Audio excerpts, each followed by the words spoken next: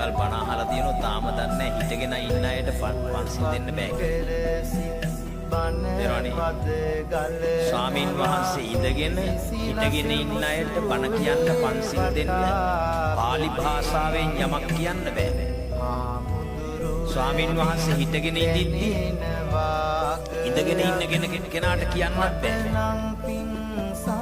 ස්වාමීන් වහන්සේ පල්ලෙහා ආසනයක ඉඳගෙන උඩ ආසනයක ඉන්න කෙනාට බණ කියන්නත් බෑ. නීචේ ආසනේ නිසීදිත්වා උච්චේ ආසනේ නිසින්නස්ස අගිලානස්ස ධම්මං දේසිස්සාමි සික්ඛාකරණිය.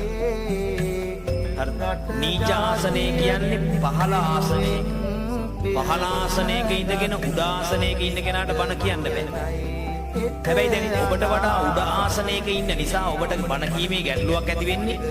දේශකයන් වහන්සේට ගැටලුවකුත් නැහැ, බණ අහන ඔයාට ගැටලුවකුත් නැහැ. තේරුණානේ? දැන් Tamanට ඇවතක් වෙනවා නම් දැන් ඔයාට බණ කියන්න ඇවිල්ලා මගේ සිල්පදයක් බිඳෙනවා නම් ඒක කවදාවත් කළ යුතු දෙයක් නෙවෙයි. දැන් අපි දු මෙහෙම සමහර වෙලාවට මගේ අම්මා හොස්පිටල් එකේ ඉන්න වෙලාවේදී මම ගිහිල්ලා අම්මා ඇඳේ ඉඳි පහළ ආසනයක ඉඳගෙන පිරිත් කියලා තියෙනවා. ඒකට ගිලන් කෙනාට. දැන් අගිලානස්ස කියන්නේ නොගිලන් කෙනාට. ඔයගොල්ලෝ රෝගයක් නැහැ. එහෙම කෙනාට බණ කියන්න බෑ. තේරුණානේ? ඉතින් මේ අඩුම ගානේ බණ අහද්දී ඔය සරල කරුණු ටිකවත් දැනගන්න ඕන. ඇත්තටම දැන් බහුතරයක් අය එහෙම නැගිටින්නේ නැහැ කියලා කියන්නේ ඉස්සර එහෙම නෙමෙයි. හරිද? දැන් මම මේ පහුගිය දවසක තංගල්ල හම්බන්තොට දිස්ත්‍රික්කේ තංගල්ල කියන ප්‍රදේශයේ ධර්මදේශනාවකට වැඩම කළා.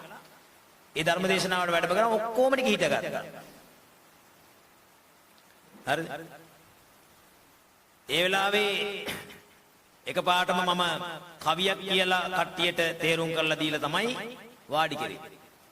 සිටගෙන සිටින විට බැහැපන් සිල් දෙන්න එනිසා පින්වතුනි ඔබ දැන් ඉඳගන්න දෙසමින් සුතුර ඔබ නිවනට ගෙනියන්න නොහැකිය මෙමට මගේ සිල්පද බිඳ ගන්න.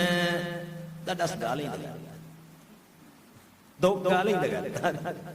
පස්සේ මම කරුණ ටික පැහැදිලි කරලා දුන්නා. මෙන්න මේකයි හේතුව. සිල්පද බිඳෙන්නේ මේකෙන්, සිල්පද රැකෙන්නේ මේකෙන්. හරිද? ඔයාගේ සිල්පද ඔයාට ධර්මය කියලා දෙන්න ඇවිල්ලා මම විනාශ වෙනවා නම් ඒක කවදාවත් මම කරන්නේ නැහැ.